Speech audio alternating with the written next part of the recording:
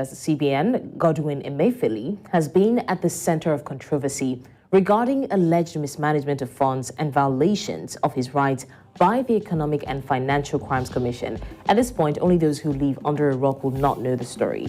Now, this has raised important questions about the balance of power and the protection of individual rights in the country.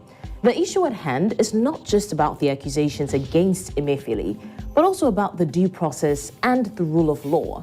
The court's decision to award 100 million naira in favor of Godwin Emefiele and to restrain the federal government from rearresting or detaining him without a court order is a significant victory for the protection of personal liberty and the upholding of legal rights, or that's how people choose to see it. But anyways, the zombie high is also a new scare. Kush, a drug sometimes mixed with human bones, is ravaging Sierra Leone. It is so addictive that users become hooked after a single hit, then find themselves quickly trapped in a cycle of self-destruction. This is an epidemic described as the worst in Africa, and amid fears that the crisis could destabilize the entire nation, a shocking new twist: the use of ground-up human bones as one of the drug's cocktail of ingredients. I mean, graves are literally being dug for supply. Now, these are going to be our focus for the show today. You don't want to miss any of these stories. I'm Blessings Mosugu. This is VSA.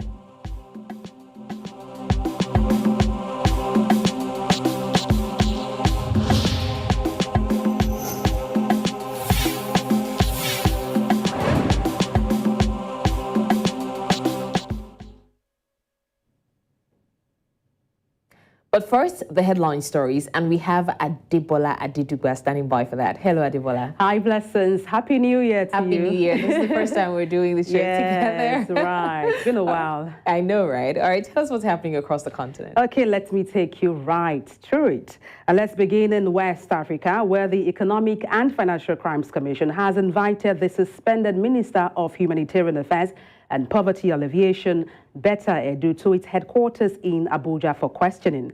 This followed her suspension from office by President Tinubu over the allegation of controversial 585.1 million naira grant payment. The closure of Nigeria's third mainland bridge for 7 weeks has begun today as motorists plying the road in Lagos, southwest Nigeria, may be keeping appointment with gridlock and extended travel time. A statement by the federal government says the closure would take effect by 11 a.m. on the said date. According to the Federal Controller of Works in Lagos, Olukorede Keisha, the bridge will be closed for 7 weeks. Staying in West Africa, Salem Bazoum, the son of Niger President Mohamed Bazoum, who was toppled in a coup last year, was provisionally released on Monday. Salem Bazoum was given provisional release after having been held with his parents since the presidential guard took power in July 26, 2023. The document adds that it was up to him to respond to justice as soon as he is required to do so. The 22-year-old's parents remain in custody at the presidential residence.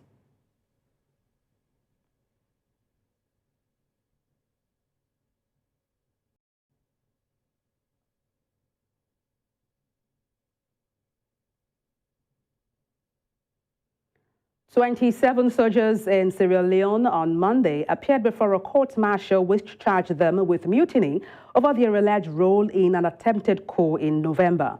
Security was stepped up around the courthouse in the capital, Freetown, where the proceedings were later adjourned to Wednesday. The 27 accused struggled to all squeeze onto the stand at the court-martial. Ethiopia has held talks with Somaliland on military cooperation just a week after a deal with the breakaway Somali region on sea access stoked tensions in the Horn of Africa. The discussions in Addis Ababa were held, and the same day Somalia's President Hassan Sheikh Mahmoud began a visit to neighboring Eritrea. Somalia is seeking international support over the controversial January 1st agreement between Ethiopia and Somaliland. And in Central Africa, a candidate in December's presidential election in the Democratic Republic of Congo is calling on the country's constitutional court to annul the poll. Theodore Ngoy, who came last with 0.02% of the vote, said the results are fabricated and unacceptable. The provisional results announced on December 31st by the Independent National Electoral Commission gave Felix Tshisekedi another term. And that's a wrap on African Headlines. It's back to Blessings Mosugu. Thank you so much, Adebola Adeduba, and looking forward to a prosperous year. I wish you the same blessings. All right, you're still watching VSA, and when we come back, we're going to take a look at the possibility of misunderstanding a court order, and of course, the zombie addiction. Stay with us.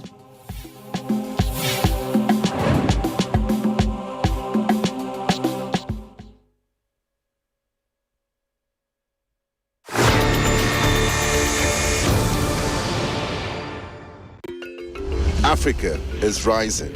Again, we hear our sounds echo on the other side. Afrobeat and Afropop reinvented, hip life brought back to life, new energy infused into Kwaito and Kwela. Africa is balling. Every stroke, every shot, every race, we find our place at the top. Taking the helm of real power, new hopes for democracies. A breed of entrepreneurial tigers, audacious storytellers, and a promising generation raring to go. Truly, Africa is rising. And this is where the stories that define our continent live.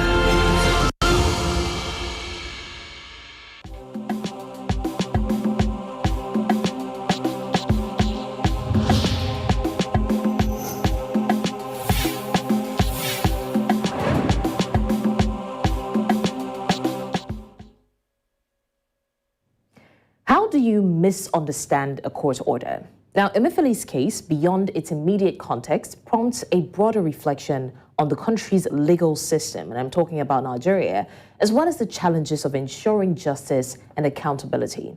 Now, Nigeria's complex legal framework, characterized by multiple layers of courts and overlapping jurisdictions, can often lead to delays and inconsistencies in administering justice. This case underscores the urgent need for judicial reforms and the strengthening of institutions responsible for upholding the rule of law. Federal Capital Territory High Court Abuja has awarded the sum of 100 million naira against the federal government in favor of the former governor of the Central Bank of Nigeria, Godwin Emefiele, for the violation of his right to personal liberty. The court also restrained the federal government and its agents from rearresting or detaining Emefiele without an order of the court. With that said, I'm now being joined by Professor Paul Ananaba, a legal practitioner in Nigeria, senior advocate of Nigeria. Thank you so much, Prof, for joining us. Thank you. Now, Prof, we're talking about the issue of, detaining Emefiele and infringing on his rights, and we're trying to look away from the context of, what he was accused of doing in the first place. But we're looking at the issue from a more vantage point, and that's court orders, the jurisdiction of the court, and the protection of individual rights generally.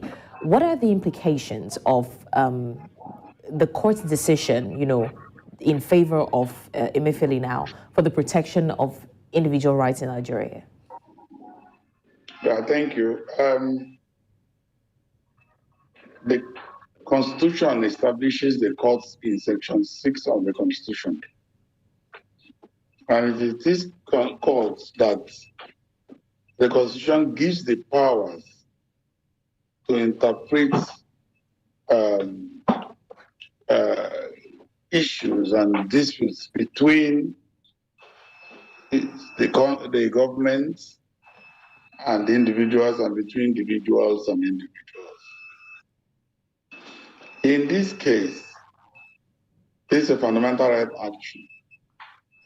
And the fundamental right action in the Constitution is so important and serious, because that's the protection the Constitution gives to citizens. Now, as you said, the issue is not what did Emefiele do. But I'm sure you the prosecuting agencies are ready to go through that with the courts. But the question is it constitutional to detain a person for the number of days that Emefiele was detained? Was it not a violation of his rights? And I think those are the questions the court answered and said, well, looking at how Emefiele, because you must be brought before a court of competent jurisdiction by the Constitution within a reasonable time. You can see how long Emefiele was in detention. Now, because we're talking about Emefiele and all the news that's going on about him, people may say, well, why? But the issue is not about Emefiele, it is the constitutional rights of citizens. Now, this decision now sends a clear warning to our security agencies. You should conclude the investigation before you arrest. You don't go and arrest the person, hold the person, and begin to look for evidence to implicate. No. I think that's what this judgment is. And there is no limit to what the court can award against the government or anybody who infracts the fundamental rights of Nigerian citizens. To that extent, I am happy and I salute the courage of the judge to stand firm and say, yes, I have found a constitutional breach. And the Constitution says the person against whom this judgment goes for infringement of the right of a Nigerian will be liable to pay damages. So this is a welcome development in the new year. From now, I believe that security agencies that arrest people will first conclude their investigations before going to arrest, and not arresting people and holding the person to look for evidence to prosecute. And that's why in our judicial system, there is a worry. Even the SDJ, that ought to protect the citizens, have been sidestepped. Right. So by the fundamental enforcement tools that came pursuant to 1999 Constitution, you can no longer do all this. You can no longer arrest citizens indefinitely. Okay, Professor. Bring the citizen before the court can grant the person bail, and then trial continues. Right. I want us to refer back to what happened earlier, still with the Emefiele case, where the EFCC said that, in their defense, they didn't exactly understand what the court order was. Is that even possible? Well, I don't work there, so that's their position. But the order of the court, as reported clear now, is clear. When the order said you cannot arrest him and all that may be what they are referring to, whether a court can make an order stopping a security agency from rearresting. I don't think the court will make such order. What the court must be saying is, based on the facts before the court now, allow the man to stand his trial. And you can understand why. The FCC has the right to appeal. Yes, so they can appeal judgment. But remember that this Emefiele was arraigned before the trial court in Lagos. Right there where the court was sitting, he was rearrested even when the court intervened.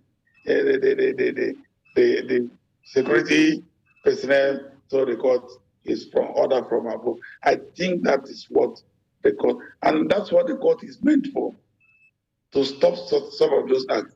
He was so brazen. He was dragged. Everyone saw it. The rest is history. So I don't know why the OFC says they don't understand it. They have legal department, as Office of Attorney General of Federation, they can get legal opinion from there. But as it is, if what we read is the correct thing, I think the court is within its power to grant bail and to award damages. Right. Now, from a legal perspective, what are the broader implications of this case as it spotlights the Nigerian legal system and the protection of the rights of the citizens in general? Well, I think this is a good development, as I said earlier. It does not mean that the court is supporting wrongdoing. It does not mean that the court has prejudged that MPLA is innocent. But the court has simply said that the presumption of innocence in favor of MPLA has been violated, its fundamental right has been violated. That is the wider implication. The court is not saying, no, MPLA is free. No, whatever charges that are against MPLA, he will face it. But the court will not want what happened in the Federal High Court, Lagos, to happen before his court, where the man will step out and you arrest him again, drag him into the court, the court intervenes to no avail. So the court now says, before you arrest him, there must be an order of court. And I think it's a good development. I'm speaking for myself. Now, what can we say is a solution to preventing similar violations of rights in the future? Or is it always going to be a situation of medicine after death? The solution is what the court, what Justice Adeniyi has done now. That is the solution. The court stamps his feet and says, listen, look here, security agency, order from above, order from below, order from the middle. This matter is before the court. It is before the court. Except there are other issues. If there are other issues, you can go and take some steps. But as long as it is this matter, his rights have been violated, he should not be arrested based on these facts. Prosecute him if you have grounds. Okay, Prof, when it comes to earning the trust of citizens from different facets, Nigeria is not exactly proving itself, especially the government or the different administrations. And this is just one of the numerous examples. So in terms of regaining or restoring public trust and the public's confidence, what can the government do, or the government agencies generally? I think they need to study these judgments and review their process. And at the point is what I made, that I know that most countries in the world, the security agencies conclude investigation before they arrest people. And that's why at some point in our jurisprudence, holding charges were outlawed. You cannot even hold people on holding charge. It's unconstitutional. Talk less of something lower than that. You can't just pick Nigerian and put in detain in any facility and then be investigating, no. You should conclude the investigation before you arrest. You arrest, you are ready to prosecute 1-2 days. We should not, in the bid to cure an ailment, cause more problems. So I think that it's a good way to start the year. I think security agencies should review. I know that Friends of Justice will also look at this judgment closely, and it will help this government to improve on its human rights records. And I think to do that, that was why the police service certain human rights deaths in their police stations. I think this judgment is welcomed by me, so that you arrest people, You have to read the constitution. For example, time the person is in court. You don't arrest people to look for investigation, to begin investigation and begin to look for grounds why you are arrested. Okay. Now, we do understand that, I mean, it's applaudable that the court took this action, and it kind of reflects on how important the rights of each citizen is. But in a situation where this issue is not checked in the long run, what are the potential consequences of allowing government agencies overstep their boundaries without supervision or without repercussion? Well, the potentials are that you just Google human rights records, you see where Nigeria will fall by today, and that's not very good. So I want to appreciate the President of the Federal Republic of Nigeria and the judiciary. Each time people will blame the judiciary, the court has stood up now to say, yes, don't arrest this man. Because at the last time when it happened in Lagos, the same man was rearrested in the presence of the court.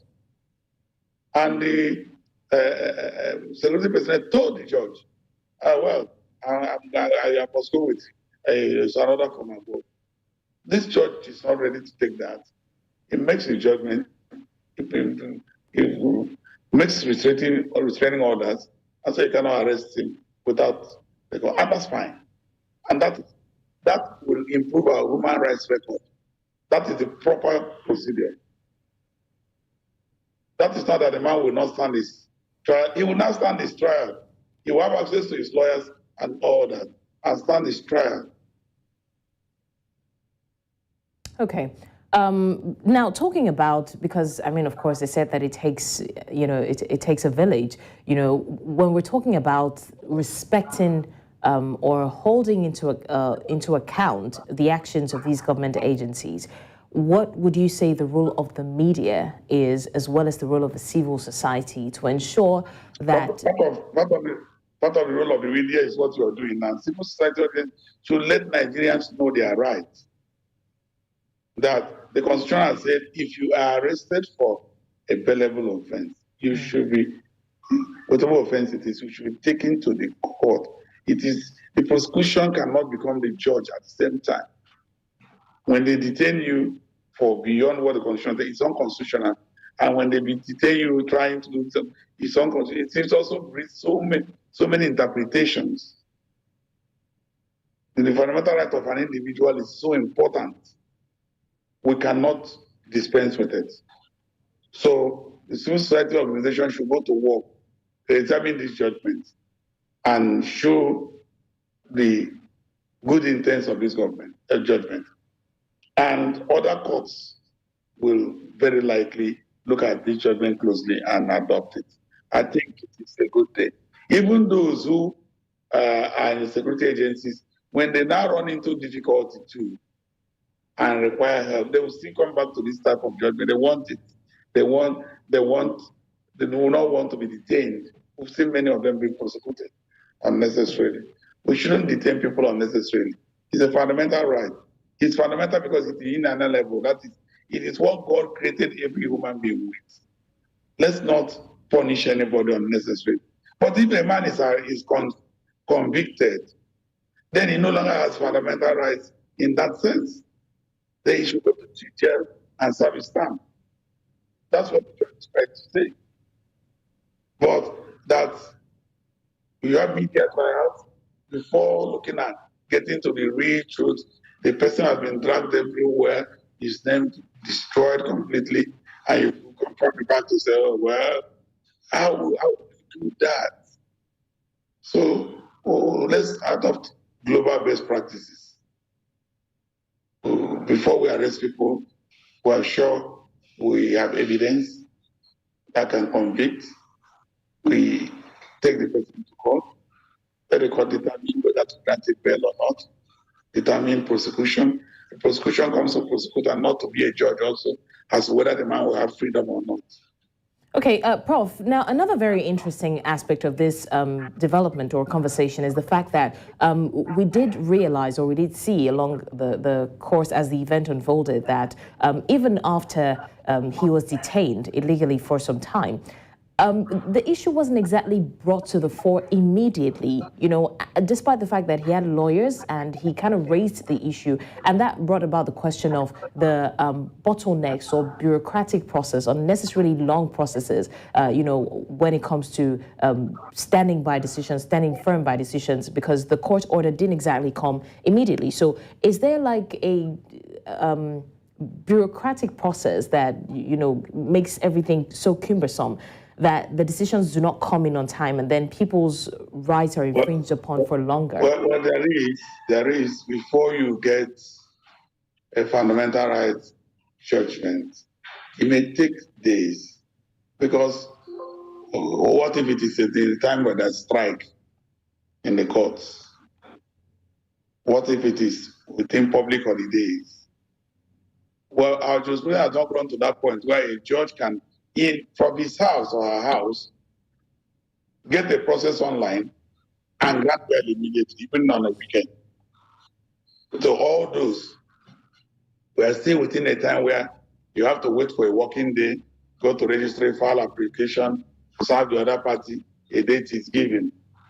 But I believe that we get to that point. But at least let us be appreciate what we have and build on it. What we have now is good, and we can build on it. Let's also proceed to online injunctions on fundamental rights issues, online interventions. And if you are familiar with the 1979, the rules to fundamental rights enforcement rules under 1979, you will not even begin the fundamental rights action unless you obtain leave. We moved better than that. Now you don't need leave. You file action straight. I believe that that's not the end of the road.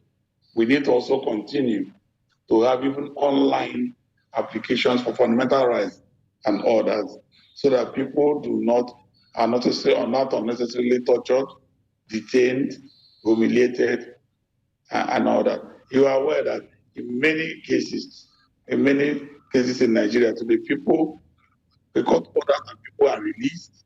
Those orders are not complied with. You know many of them. I don't need to recount them.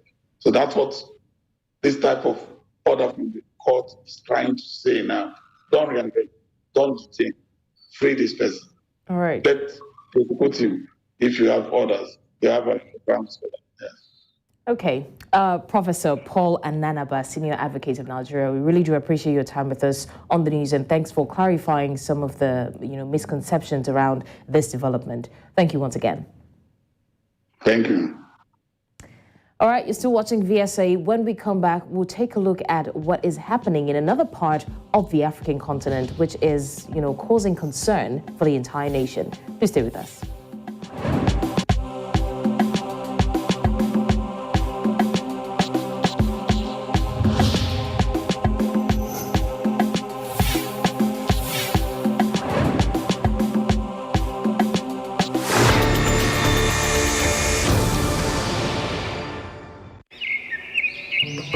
Brighten up your...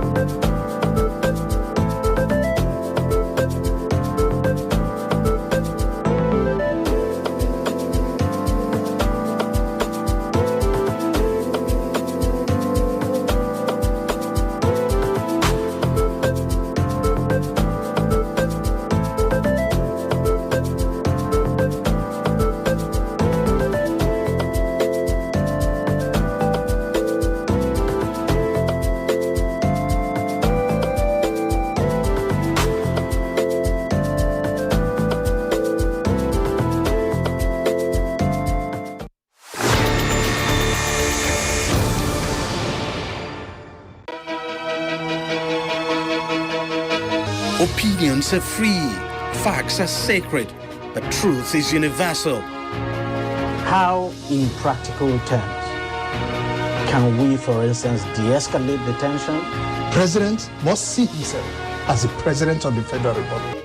On Digi 360, we give you a complete dose of everything. I hardly believe what politicians say in this part of the world. A new Nigeria is possible, a future is possible. We delve into the issues, dissect it so that you can understand it. Use it to take action. Digi 360, dissecting the issues.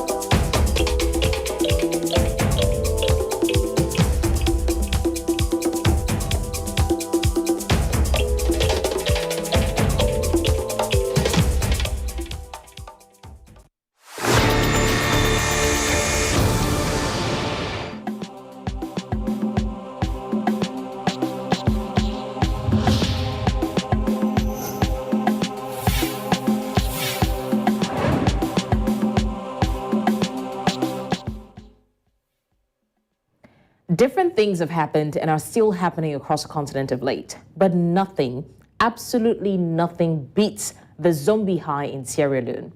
Can you just imagine that over the years we've heard of people getting high on drugs, balloon air, which is of course nitrous oxide, then it gets weirder, human dung, and now human bones, like dead people's bones. Now, Kush first emerged in Sierra Leone half a dozen or so years ago, manufactured and distributed by criminal gangs. The drug typically costs 5 leones per joint, though many users will spend a lot more money a day. A small fortune for a country with an average per capita income of under £400 a year. The composition of the drug varies from place to place. Fentanyl and tramadol are said to be ingredients as a formalin or a disinfectant. Now, there are also several media reports of human bones being crushed up and added to this drug, though there is no evidence to substantiate this. But there are also rumors that some graves are now being dug open in Sierra Leone, disturbing the peace of the entire society in the country. Well, that said, we're now being joined by our guests to discuss this further. In the course of the program, we're going to have we have Charles joining us now, Charles Chuchuma Rogers, the founder, Save Our Son Sierra Leone. Thank you, Charles, for joining us. Okay, in the course of the program, Charles will join us. Right now, we also have Fodi Paul O'Neill Kamara, the chairman, People's Alliance for Reproductive Health Advocacy in Sierra Leone, USA as well. Thank you so much, Mr. Kamara, for joining us. Thank you, Blessing, for having me as guest, sorry. My pleasure. While we wait for Charles to join in, Mr. Kamara, what exactly are the specific ways in which people are getting high on human bones in Sierra Leone, and can we place any veracity to these claims? Of course, it's actually appalling. It's grave. The situation is actually grave because due to confessions from those who are the users who have been cut, who have been arrested, they say that they grind the human bones, mix it with formalin and other herbs and other chemicals, and one of the major problems that the youths are facing, those who are using Kush, is that there's always this lethal sores that appear on their lower limbs. And so for some, it has resulted to something like either amputation or even death. And most of the sores become so gangrene that they cannot be healed. And it's becoming a threat, a public health threat to the entire nation because it is used countrywide amongst youths, as well as even amongst some security personnel. Okay. All right. Now I think I just got news that we have Charles with us. Charles Chichoma Rogers, founder of Save Our Sons Sierra Leone. Charles, thank you for joining us. Thank you for having me. Thank you for having me. All right, my pleasure. And thank you, Mr. Kamara, for giving us that, I would say evidence, of people confessing to it, because we've heard that there were rumors about it, but we weren't exactly able to put any veracity to the claims. Now, Charles, what would you say are the consequences of digging up graves for the supply of human bones in Sierra Leone? Consequences of digging up graves? I can't say what are the consequences of digging up graves, but I know what the consequences have on health and on the individuals and on families and on the communities. Digging up graves is very bad. It's a very bad situation. And they use it as chemicals to mix these kush concoctions, which have detrimental effects on individuals. For example, some may develop sores on their feet, some may have swollen stomachs, and even for the families, if they are the ones that their loved ones are the ones that they are used, they feel bad because their caskets that they use been destroyed, and there's not a place of security because they are using materials that are sacred to the family for their drug purposes. Okay. Hello? Yes, Charles, I'm with you. Yes. All right. Thank you for that. Now, coming back to Mr. Kamara, we see that this is more prevalent among the youths, and we do understand that after a while, it gives this zombie-like effect to these people. And the psychiatric hospitals in Sierra Leone have said that they've recorded a lot more cases, from this drug. What is the impact of this on the youth? Okay. Of course, when you look at the records from the psychiatric hospitals and even amongst civil society advocates, you'll see that people consider it as just numbers. But this is about the lives of humans, the lives of our future generation, future leaders of our country. And because we are having a high number of our youths, actually being in this, in the usage of the kush, definitely we are losing a lot of our potential middle management support system. We are losing a lot of our middle-aged, those who are the actual machinery in terms of labor in the country. So it's affecting the lives of people. It's also affecting the job situation, the population that actually should be, active within the workforce. So, and this is also having an impact on how much the government is spending on the psychiatric hospital, because it's a loss to our financial system as a country. So it is actually appalling that such is happening. Right. Now, Charles, how do we address this issue of supplying human bones? Because we understand that the youths do not just go to graves and dig them up. You know, sometimes people just wake up in the morning and see that some graves are open, and there's certain people who supply these human bones to, you know, those who mix the ingredients for these drugs and then sell to the youth. So what can the government do to fish out these people and ensure that they put an end to this barbaric practice? That I may suggest that government may do is to enforce laws against these individuals, enforce strict laws against not only the distributors or not only the ones that are actually digging up the graves, but the users as well. And not only government, but it takes community participation. The community needs to come together and mobilize in order to fight this disaster that is going on in our nation. And to add on to what my colleague said about the mental health and KUSH, in 2021, there were 47 patients at Kisi Mental Home. Fast forward later in 2023, there are over 1,000 patients presently at the Kisi Mental Home, and most of them suffer from KUSH addiction. Okay.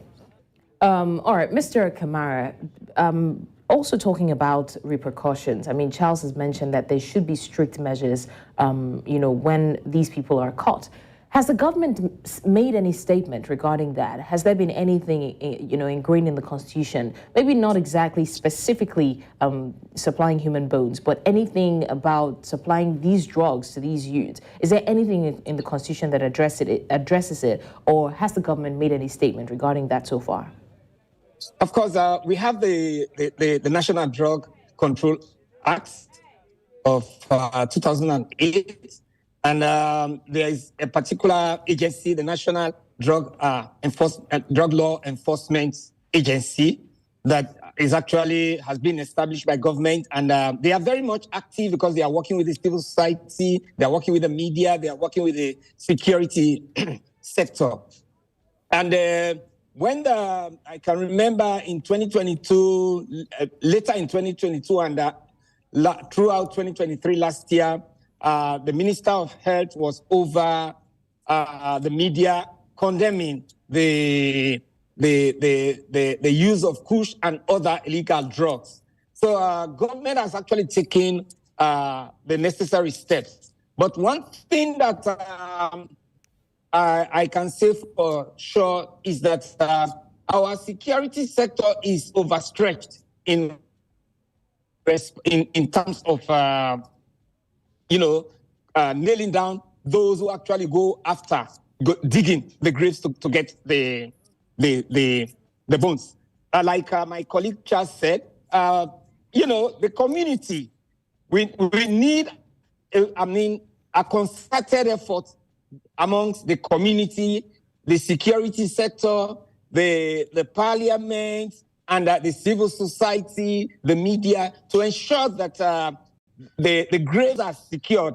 But, we have cemeteries right around the country, and it is difficult to get people to go and sit in the cemeteries to protect the cemeteries. Like I can remember during the war, we had this thing about the vigilante groups that we used to establish, the vigilante groups that watched over the communities. If the communities can establish such groups, to watch over their cemeteries, definitely, I think that will help to prevent the digging up of graves. All right. I think that's a very, very salient suggestion that you made, and I really do hope that the government can follow up on that. To you, I think that we should touch base with the genesis of this problem. How exactly did it get to the point where youths began digging graves for human bones to get high? The grassroots of this problem, in my opinion, is idleness. One, the youth of Sierra Leone are very idle. There is very little to do in our country apart from school, apart from schooling. And if you are unfortunate, you don't find yourself in a good home where there are businesses that you can help your family to run, there's very little for you to do. You're after school, there's nothing else to do but to partake in delinquent behaviors like drug abuse, alcohol abuse, violence, or unsafe sexual practices. And I believe that this Kush was like a cheap way for people to forget about their problems, to forget about the situation. Yes, we can blame idleness, but poverty also plays a vital role. Because many people are in distress, and most people, to forget about the distress, they have to find a median to level them out, to feel high. And they turn to push because it was the easy access. And another reason I think the use has become so rampant is the availability of self-production. As you said, people use now bones of corpses. People may use rat poison. They may use acetone, nail polish remover.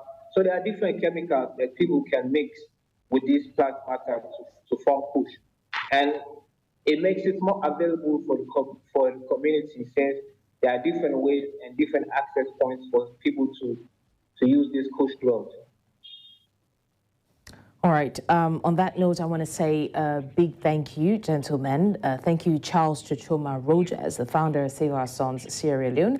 And of course, thank you so much, Fodi Paul O'Neill Kamara, the chairman, People's Alliance for Reproductive Health Advocacy, Sierra Leone, in the USA. Thank you, gentlemen, for spotlighting this issue and for your opinions on the matter. And we do hope that there is a solution in sight, because this is a devastating turn of events, especially in Sierra Leone and in Africa at large, if the youth are engaged in such, both for their health, for their mental being, and even for the society in general. So once again, I want to say thank you for gracing us with your time and your presence on the show.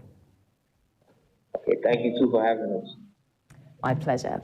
All right, this is where we call it a wrap on VSA. We've talked about the need to embolden people to stand up for their rights, especially by court jurisdiction in Nigeria. And we've also talked about the zombie high in Sierra Leone, and we've tried to look at solutions for that as well. Do well to join us in our subsequent episodes, as we're not done tackling issues across the African continent. There's so much more to come, and you don't want to miss any of that. And do stay with us. We're not leaving very shortly. The news comes up very shortly as well. My name is Blessings Mosugu, and it has been a VSA.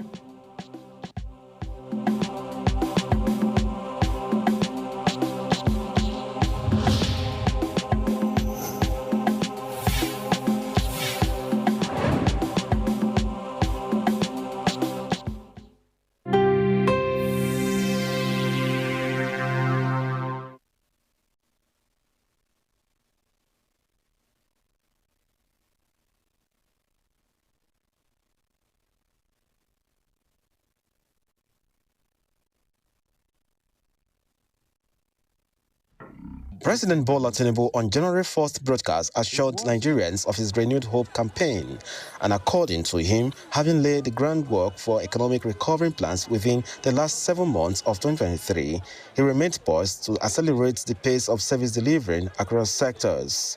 But these respondents here are very much concerned about the welfare and security of the people of the Niger Delta region, hence these demands. In the year 2024, we have to do so, me and not get work. So, labor work we do for here. Me and my other group of persons, we do labor work. We need me to provide job, not for only the literate or only people who get certificates. We have to find out 1 or 2 ways to empower those boys who do the streets, whether the youth that whether the streets. It's our skill acquisition. Find and see. Maybe party something. Most the first will not be the higher boat, not be the enter vehicle. They say everything high price. So maybe just load the things and I'll be able to get to truck. From Gramatu, we should come to delivery areas to pile our villages, because that's the most important thing to me. Most of the villages are lacking road, so we need the good road. So they need to come and pile the villages. In the same vein, President of the Urhobo Progress Union Youth Wing, Comrade Blessed Ugere, who lamented the environmental degradation in the Niger Delta region, called on President Tinubu to enhance youth potentials in the region. We have very talented youth who are educated, but if you see the Niger Delta area, there have been no employment opportunities for the youth. And this has caused or led to insecurity challenges in our region. A renowned Niger Delta-born human rights and development advocate, Comrade Sheriff Mulade, said the federal government in the 2024 budget should provide infrastructural developments for the neglected riverine areas of the region, where about 80% of the nation's resources to fund the 2024 budget will come from. We have not been given that opportunity to effectively enjoy the dividend of democracy from our constitution. In terms of human appointments, in terms of development, the Niger Delta has been shortchanged for other parts of the country, and which the people are not comfortable with. So, and I believe that President Bola Ahmed Tinubu is there to correct some of these abnormalities. The 2024 budget signed by President Bola Tinubu have 346.12 billion naira allocated to the Ministry of Niger Delta Affairs, while 338.925 billion naira also allocated to the Niger Delta Development Commission. In Warri for News Central, I'm Austin Azu.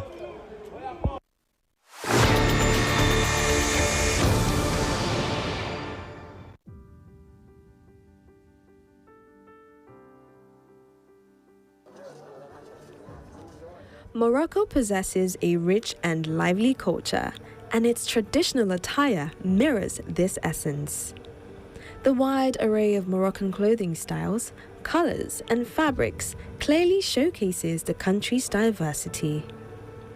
The roots of Moroccan clothing can be traced back to the ancient Berber tribes, the original inhabitants of the area now known as Morocco. These skilled weavers utilized natural materials like wool, silk, and cotton to craft their garments, incorporating intricate patterns and vibrant colors for adornment. The Nawa culture in Morocco is a distinctive fusion of West African, Arab, and Berber traditions that emerged through the integration of West African slaves into Moroccan society. Their cultural identity centered around a spiritual belief system deeply rooted in Sufism and African animism. هاد الألبسة اللي مرتبطة بالمولود تاع قناوة والأمازيغ تا مرة داخلين كيجيني أمازيغ وقناوة كاين شي ميلونج بيناتهم يعني قديم الناس خدامين فيه قديم كاينين دي كرياتور وباقي كاينين وديما كاين الجديد ماشي زعما نفس السلعة كتعاود. Nawa culture has gained international recognition, influencing various contemporary genres, and is celebrated worldwide through festivals and events. Morocco, especially Marrakesh, had a significant impact on Western fashion designers like Yves Saint Laurent. During a trip in 1966, Saint Laurent and Pierre Berge discovered a creative sanctuary in Morocco, where Saint Laurent would sketch designs for his collections. The vibrant culture and saturated colors of Morocco inspired Saint Laurent, leading him to move away from the traditional dominance of black, navy, and white in couture. The influence of Moroccan heritage reshaped Saint Laurent's artistic vision and expanded the boundaries of fashion aesthetics. Such cross-cultural exchange highlights the global appeal and beauty of Amazigh and Nawa cultures, captivating people from diverse backgrounds. One of the reasons why Nawa culture exerts a strong influence on fashion is its profound connection to nature. Essaouira, a small coastal town, offers a serene and tranquil environment where individuals can escape the stress and congestion of urban areas. This affinity for nature is reflected in the clothing inspired by Amazigh, and Nawa cultures. وبحكم المدينة أنا صغيرة والبحر الهدوء إنسان عايش شوية مايل للطبيعة أكثر ماشي ما كاينش الضجيج ما كاينش ناس كتار ما كاينش واحد الضغط على الناس يعني مرتبطين بالأرض بالبحر يعني كيعطيك كيفاش غنقول لك ليها لمسة روحية باش كتستنبط هذاك الشيء تيجي لراسو ماشي كتفكرك اشنو غندير واشنو لي كولور غنستي ولا كتكون كتخدم تتقول لا هاد لا كولور غتجي مع هاد لا كولور هكا. Moroccan clothing represents a captivating and diverse aspect of the country's culture and history. The usage of vibrant colors, intricate embroidery, and sustainable fabrics are all characteristic features of Moroccan clothing. From the traditional jalaba and kaftan to modern interpretations of these garments, Moroccan fashion continues to evolve.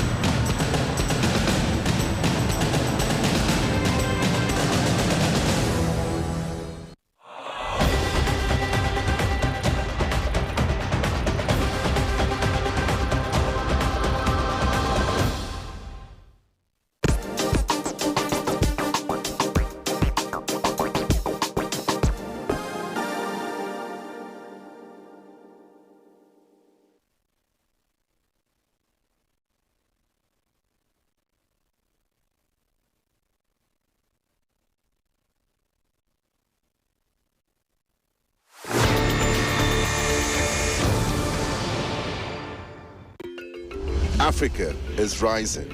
Again, we hear our sounds echo on the other side. Afrobeat and Afropop reinvented, hip life brought back to life, new energy infused into Kwaito and Kwela. Africa is balling. Every stroke, every shot, every race, we find our place at the top. Taking the helm of real power, new hopes for democracies. A breed of entrepreneurial tigers, audacious storytellers, and a promising generation raring to go. Truly, Africa is rising. And this is where the stories that define our continent live.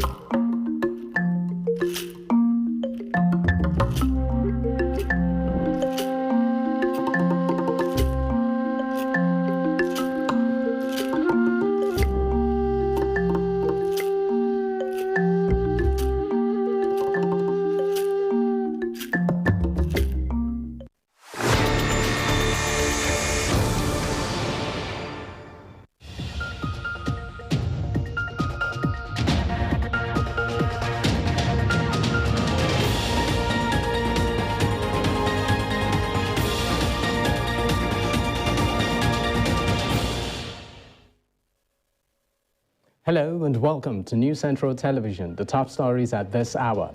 Suspended Nigerian Minister Betta Edu arrives EFCC office. Sierra Leone's court martial charges 27 soldiers over mutiny. And DR Congo presidential candidate demands a top court annuls election. Details in a moment.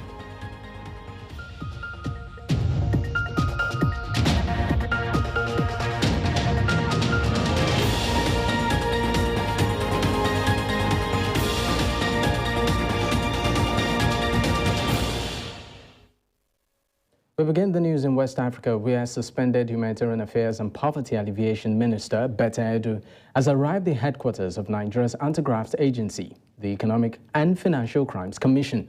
Edu was invited by the EFCC over alleged 585 million naira fraud in a ministry. She was suspended on Monday by President Bola Ahmed Tinubu over the alleged payment of 585 million naira humanitarian fund meant for payments of grants to vulnerable groups in Akwa Ibom, Lagos, Cross River and Ogun states into a private account. Edu becomes the first minister to be suspended from office since members of the Federal Executive Council were sworn in August last year. To discuss this, we are joined by Elvis Akpobi, Executive Director, Not Too Young to Lead Initiative. Thank you so much for your time, Elvis. Thank you for having me, and good afternoon. Good afternoon. Now, let's start off with specifics. What specific allegations or irregularities prompted President Bola Ahmed Tinubu to suspend the minister, that's Betta Edu, and order an investigation by the Economic and Financial Crimes Commission, particularly into the Ministry of Humanitarian Affairs and Poverty Alleviation activities, owing to the fact that it's not just her alone, but even, her predecessor? For me, I think the humanitarian affairs is becoming a conduit pipe for ministers. And I'm pained because this person is involved are young people, and we've been clamoring and advocating for young people. It's quite unfortunate. And like I've always said, when I meet any of them that road to stardom or the climax with our advocacy, that I always remind them that their actions and inactions will either open door for young people to come into governance. And a lot of people are catching up on suspension, misconduct, that the youth are not ready. We say we want young people to be involved in governance and see what our fellow young person is doing. But for me, I know Nigeria is blessed with young people with character, capacity, and competence. Let's ask ourselves, what's our leadership recruitment process in Nigeria? How do people get nominated? Is it based on competence, or based on maybe you have a pretty face, or based on you have a network of people with the right nomenclature speaking on your behalf? For the minister's case, it's quite unfortunate, but the fact remains that the law should take its course. I want to believe that President Ahmed Tinubu will use this as an example, and it won't this suspension and this probe shouldn't just be a fugazi. She should be used as a measure to put the rest people on check. I mean, when you look at scenarios like this and you look at the clamor for young people being in government, right? Do you think that scenarios like this put a stain on the idea of not too young to lead when it comes to decision-making, particularly at national level? I mean, we've had quite a number of young people who held key political positions in this country. And, I mean, if you put the scorecard out there, I mean, the opinions usually vary. Some will tell you, for instance,